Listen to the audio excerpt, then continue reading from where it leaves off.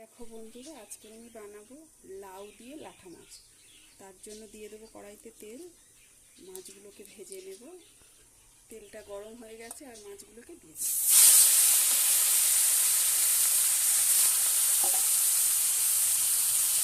মাছটা আমার ভাজা হয়ে গেছে, এবার এটাকে তুলে দেবো।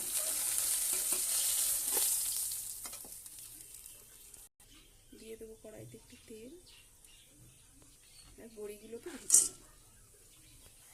বড়িগুলো তোমার লাল লাল করে ভাজা হয়ে গেছে, এবার এগুলোকে তুলে দেবো। কড়াইতে দিয়ে দেবো 5 ফোঁটন। এবারে দিয়ে দেবো লাউ,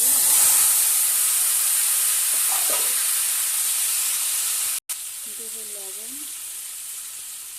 হলুদ, এবারে দিয়ে দেবো কয়েকটা কাঁচা লঙ্কা।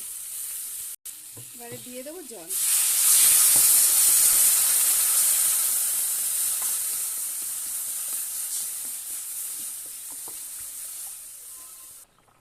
এবার ভেজে রাখা বড়িগুলোকে দিয়ে দেবো।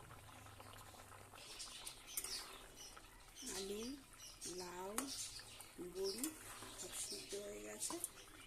এবারে ভেজে রাখা মাছগুলোকে দিয়ে দেবো, দিয়ে একটু ফুটিয়ে নেব।